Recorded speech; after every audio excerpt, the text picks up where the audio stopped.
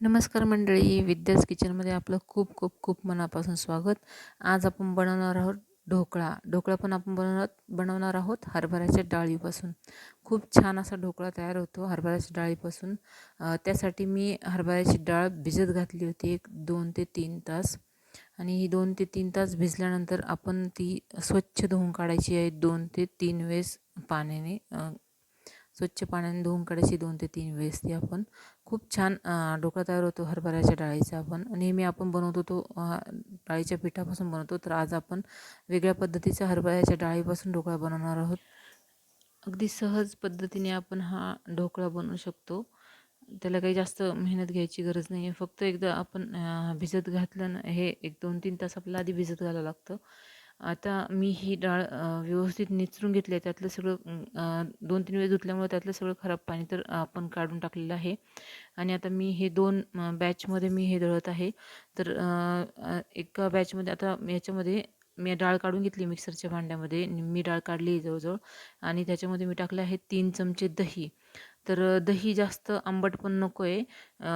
एक घरगुती दही वापरायचं शक्यतो. आदल्या दिवशी जर लावलं तर दुसऱ्या दिवशी तुम्ही ते वापरू शकता. आणि त्याची एक छान अशी रवाळ आपल्याला पेस्ट बनवून घ्यायची आहे. तुम्ही बघू शकता मी कशा प्रकारे पेस्ट बनवली आहे. आता मी दुसरी पण राहिली डाळ पण दळून घेतलेली आहे. छान अशी रवाळ पेस्ट केल्यामुळे ना ढोकळा फुगायला जास्त मदत होते.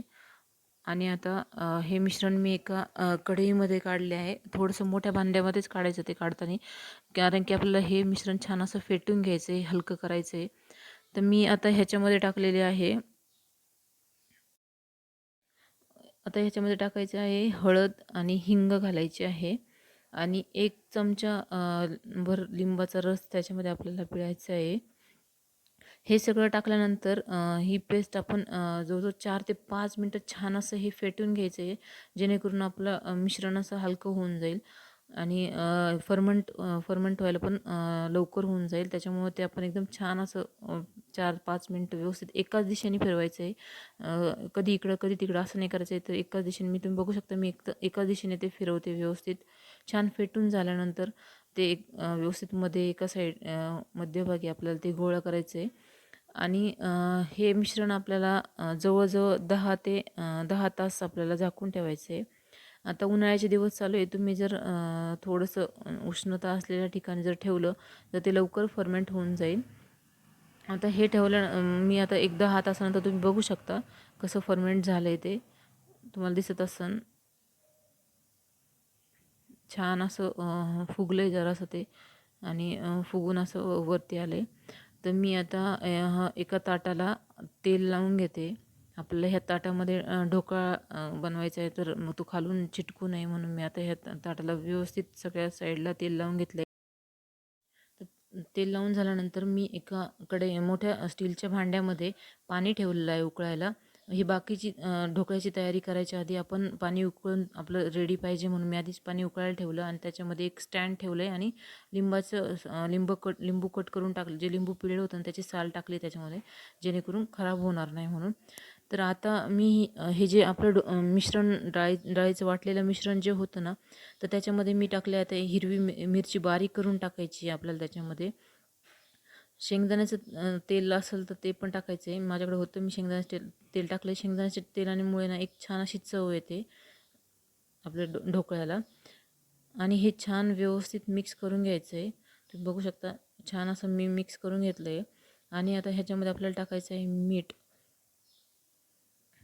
टाकायचं आहे. आणि त्याच्यामध्ये आणखी आपल्याला टाकायचं आहे 1 चमचा इनो टाकायचा आहे. जेणेकरून आपल्याला ते इनो टाकल्यामुळे आपलं हे व्यवस्थित छान असं ढोकळा फुगायला मदत होते. आता मी परत असं व्यवस्थित मिक्स करून घेते आहे छान, जेणेकरून इनो हा सगळीकडे व्यवस्थित मिक्स होईल. तर आपल्याला ही कन्सिस्टन्सी बघायची आहे. मला जराशी घट्ट वाटत होतं, त्याच्यामुळे मी आणखी थोडंसं पाणी टाकलं आहे याच्यामध्ये. आणि याची कन्सिस्टन्सी ॲडजस्ट करते आहे. छान व्यवस्थित मिक्स करून घ्यायचं आहे सगळं मिश्रण.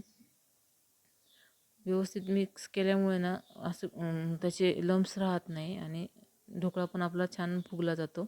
आता हे जे मी ताटाला तेल लावून ठेवलं होतं ना, ते ताट मी घेतलं आहे आणि त्याच्यामध्ये आता मी हे जे मिश्रण होतं ना आपलं ते टाकते. ते व्यवस्थित आपल्याला सगळीकडे पसरून घ्यायचं आहे. एकदम व्यवस्थित मिश्रण ह्याच्यामध्ये टाकल्यानंतर खूप छान असा स्पॉन्जी असा ढोकळा तयार होतो आणि चव तर खूपच सुंदर लागते या ढोकळ्याची. रेग्युलर ढोकळ्यापेक्षा पण खूप छान चव लागते. जनरली आपण जेव्हा फक्त डाळीच्या पिठाचा ढोकळा करतो ना, तो असा जरा टाळूला चिकटला जातो, पण हा अजिबातही टाळूला चिकटत नाही. आता मी हे आणि हे आपल्याला व्यवस्थित असं टॅप करून घ्यायचं आहे, म्हणजे जो हवा जी राहिली असते त्याच्यामध्ये ती सगळी निघून जाते आणि छान असा आपला ढोकळा स्पॉन्जी व्हायला मदत होते. आणि मग आता हे ताट मी त्या भांड्यामध्ये ठेवलेले आहे आणि वरून झाकण ठेवायचं आहे आणि एक 15 ते 20 मिनटात आपला ढोकळा तयार होतो. मी आता चेक करते, एक 15-20 मिनटानंतर मी चेक करते. मी आता सुरी घालून त्याच्यामध्ये चेक करते.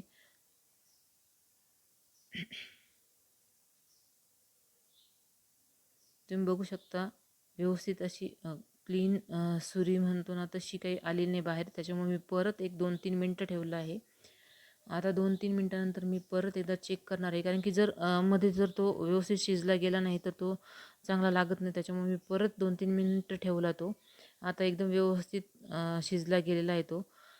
त्याच्यामुळे मी आता गॅस बंद केला आणि ढोकळा बाहेर काढून घेतला आहे तो.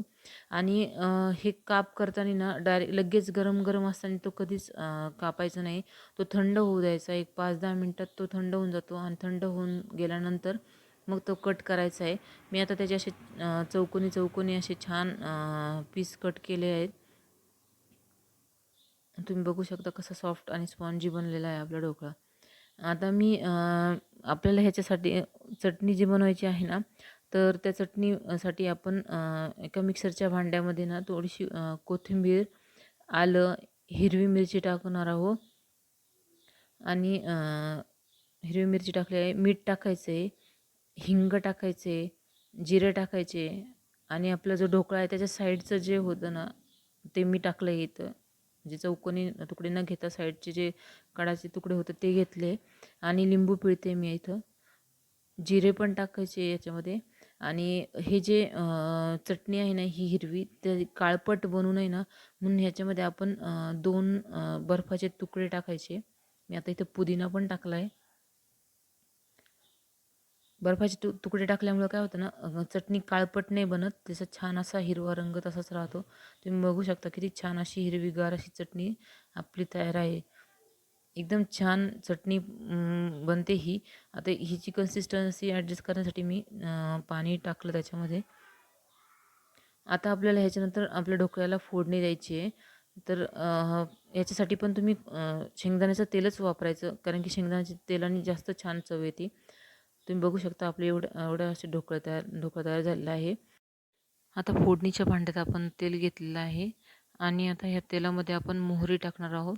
जेव्हा ती छान तडतडेल ना त्याच वेळेस आपण त्याच्यामध्ये टाकणार आहोत जिरे आणि हिरवी मिरची.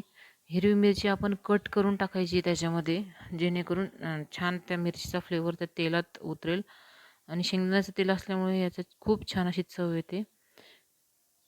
आता हे जे छान आता आपलं तडतडले आहे सगळं व्यवस्थित, तेल असं कडकडीत गरम झालेलं आहे आणि हे फोडणी आपण आता आपल्या ढोकळ्यावरती टाकणार आहोत.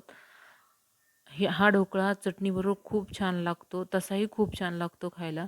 ही रेसिपी नक्की ट्राय करा. आवडल्यास लाईक करा, शेअर करा आणि सबस्क्राईब करा. थँक्यू.